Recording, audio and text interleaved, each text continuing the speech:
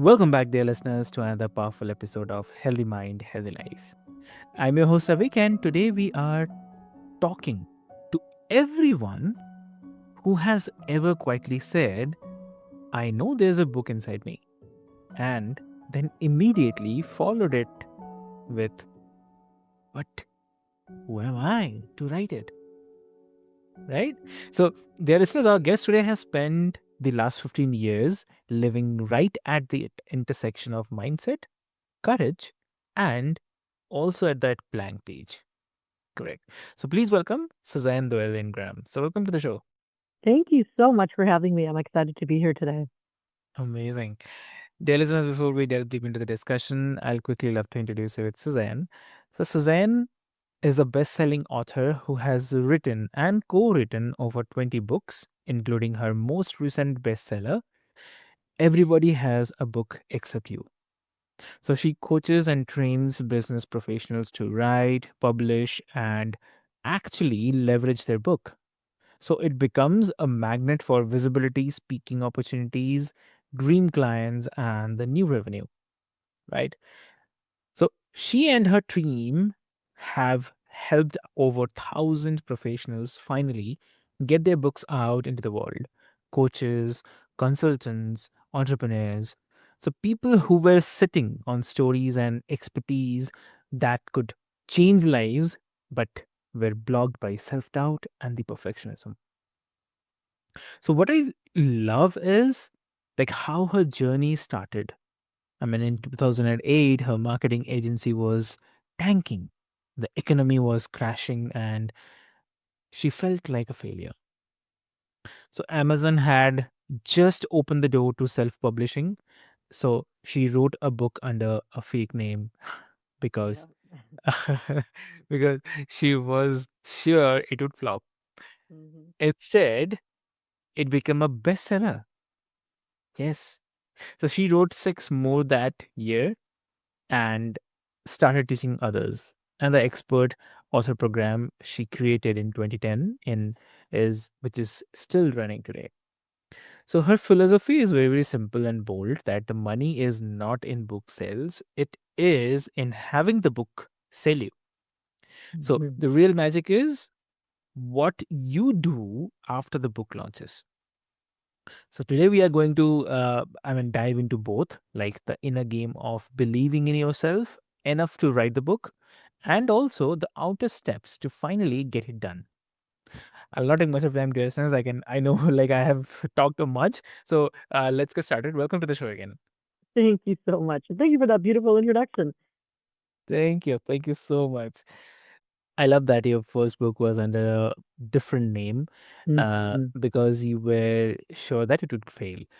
So, if you can take us back there for a second, like what was going through in your mind at that time, and um, what did hitting bestseller status to your beliefs about yourself?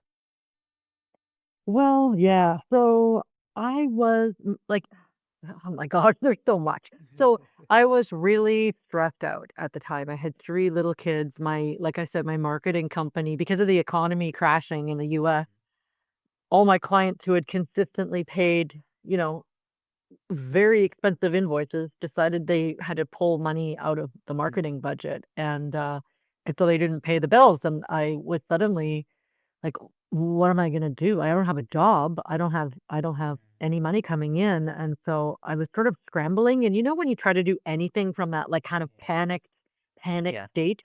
I even tell my kids now, they're older now, they're young adults, but I say to them, when you're in a panic state like that and you're like, "Where are my car keys?" and freaking out, you have to calm down, get the energy set right, and then so anyways, I was in a panic state. I wrote this book. It was about taking care of a new baby. Um, and because I owned a marketing company and because the traditional publishing companies at that time, 15 years ago, they didn't really know about online marketing and SEO, search engine optimization. So I was able to throw a few keywords on this book on the back end of Amazon and make it a bestseller. And it was up against books by Jenny McCarthy, who's like that famous, model woman. And also Tori Spelling. They both had baby books out at the time, and my book was kind of neck and neck with them, which was amazing. So that was fun. And I made a bit of money. I remember my first check from Amazon was $1,200 US, Ooh. and I'm Canadian. So I was like, ooh, that's like $1 million. So I thought, oh, I made it, but what I didn't realize was, that whole year, as you mentioned, I wrote 6 more books. And I was totally exhausted, and I was only writing them I wasn't writing them about things I was passionate about. I was writing them Mm. on trending topics, literally just so I could make money. But Correct. it was exhausting trying to sell those books, Mm. trying to get I was, back then you could write articles on other people's websites. I was writing articles, I was writing guest blog posts. I was constantly trying to figure out how to sell books, and that was not fun, and I don't recommend that at all. And then I realized one day when I wrote a book I really wanted to write about women entrepreneurs, and Mm. it would have been considered a failure because it didn't become a bestseller and it didn't sell very many copies. However, I got invited to participate in a program, a local nonprofit. It's actually a credit union called Van City in Vancouver, and they do a lot of good work in the community. And they had a grant to. They invited me to work with some women entrepreneurs to help them, improve their businesses. And I said, "Well, I wrote a book about that," because the book was called "See Jane Grow: How to Establish Yourself as an Expert in Your Industry." And so they said, "Yeah, well, we know." And I thought, "Oh my god, you and only 4 other people. Like, how did you find me?" So Correct. I got that contract as a result Mm. of writing that book that was considered a failure. And the light bulb went off for me, and I realized, okay, people have to Mhm. write books about things they're passionate about and what they want more of in their business, and then it all kinda connects. I just connected all the dots, and I thought, this idea that I had before about just writing Mhm. books on topics that didn't interest me just so I could make money felt Correct. not good. And then writing books about things that interested in me and I knew could help others was really the way to go. Mm. That's amazing.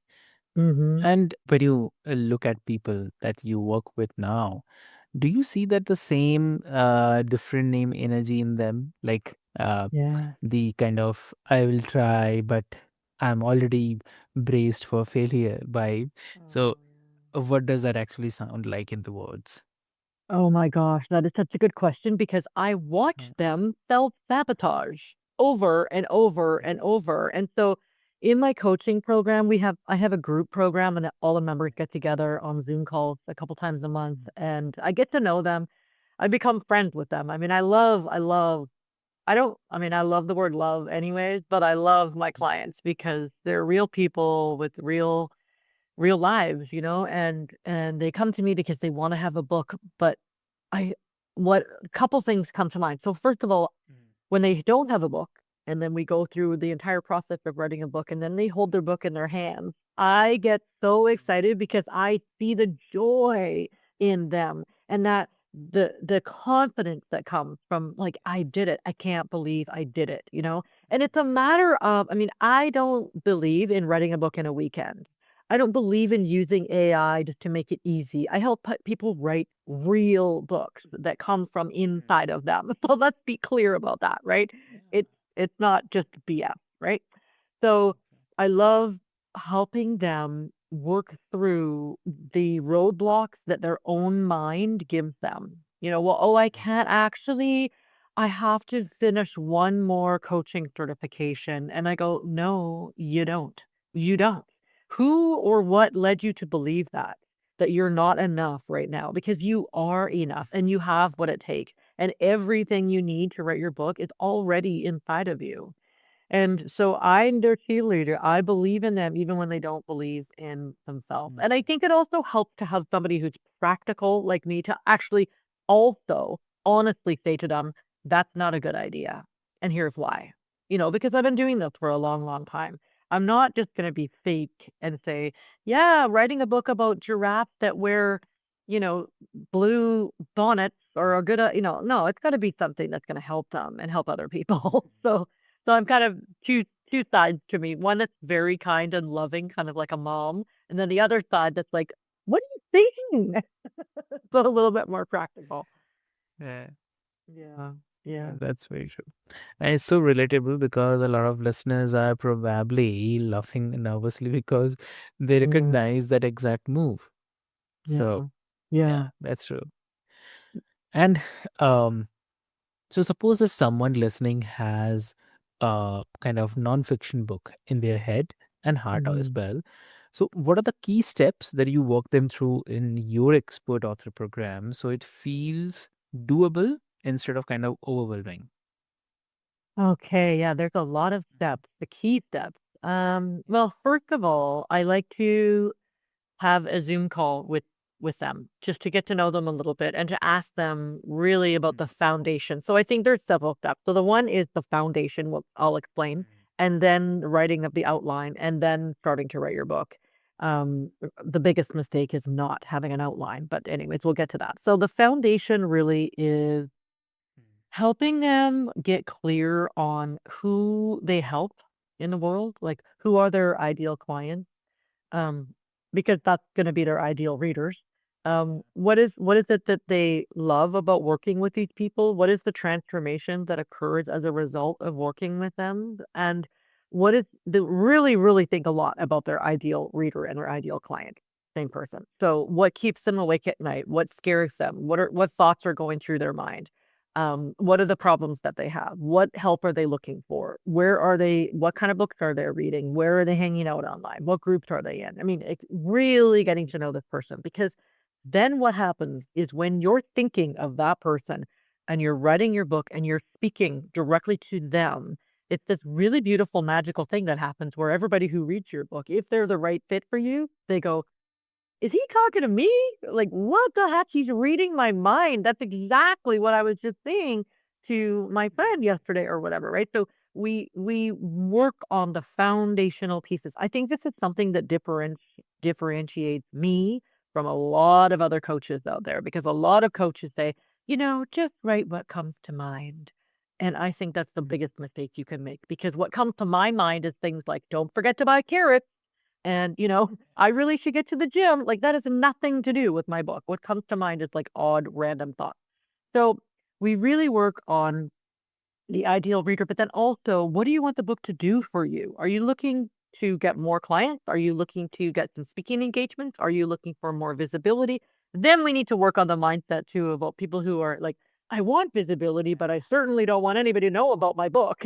Like, I mean, I've been guilty of that too. Sometimes I'll write a book. I mean, I'm actually the co-author of a book that's launching next week, and I haven't really done a lot on that because it's on a really kind of a touchy subject. So, so we work on that, and then getting to like the topic of the book. Okay, so that's a really interesting one because a lot of people come to me and say, I've been wanting to write a book for 10 years. I've already got the title, which is a red flag, a big red flag. Because you have to be thinking about the reader, and authors don't think about the reader, they think about themselves. And it's totally natural. That's what I'm here for. Because authors often they think about themselves and what they want and what they like and what their issues are. They write a book completely about themselves. And the reader, if you think about it, the reader does not feel attracted to this book. They're like, "Oh, well, I guess you know, Samantha just wants to write about herself here, and they don't feel a sense of belonging. They don't feel like, oh, I'm in the right place. Whereas if the author really thinks about the reader, like I mentioned earlier, about what they're worried about, what they think about, and that goes in the book, then the author feels like I think this is for me. I think I can trust this person. I think they get me, and I'm gonna keep reading, and I'm going to perhaps they will, go to your website and download a bonus chapter or do a quiz or whatever. We want to keep them engaged. And I think maybe that just is the type of person I am, but I want to be giving and serving. So yeah, sometimes I have to hurt people's feelings and saying, "Wow, this book is just one big ego fest about you." And sorry, but mm, you can, of course, still include stories about yourself in your book, but it has to be done in a strategic way. So when I teach someone how to write their outline, It's okay, a story about you here and a story about you here. But then the other supporting points might be research. It might be stories about your client, which is really important. Um, to be able to show people that you've worked with others, you've actually helped other people. Because again, going back to the reader, we want the reader to think, oh, I have a similar problem to that. Maybe he can help me too. You know? So there's a lot that goes into it for sure. Amazing.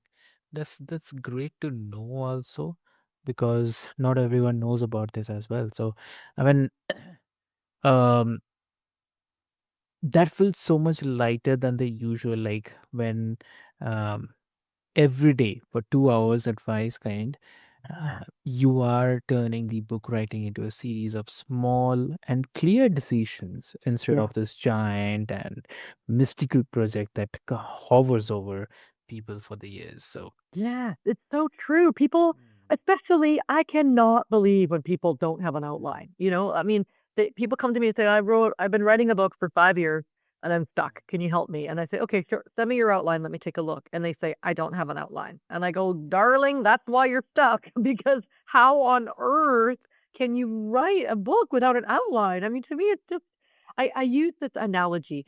Imagine that you're standing in front of a big forest. Okay. correct. And you have your reader beside you, actually a human being standing beside you, and you're going to hold their hand and you're going to say, I'm going to take care of you. I'm going to show you the way through this forest.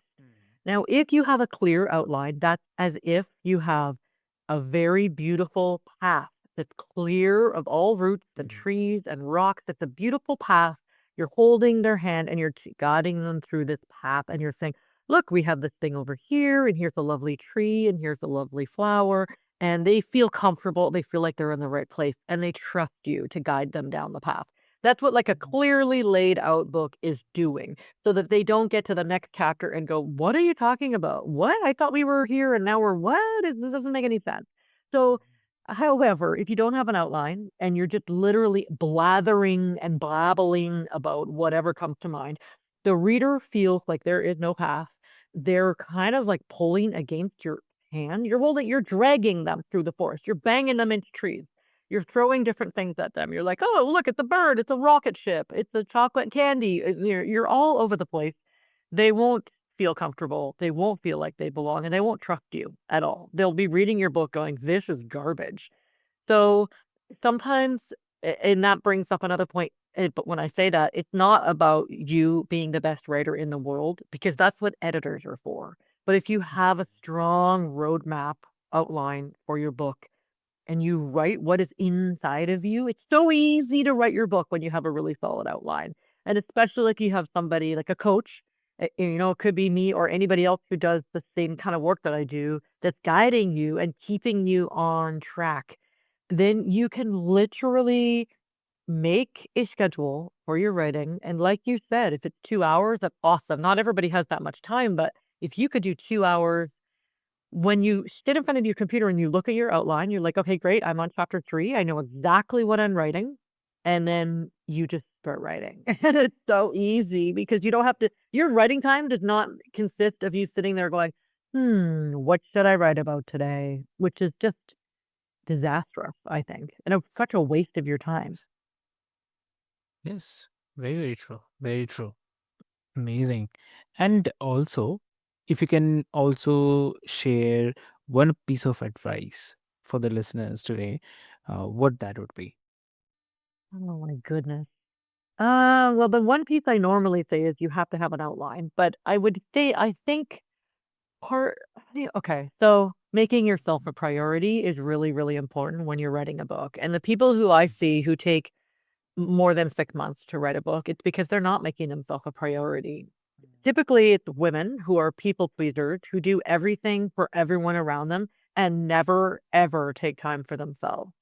And I remember speaking to one woman one day who said she had a very, very successful business. I would say between maybe even she was making $1 million a year.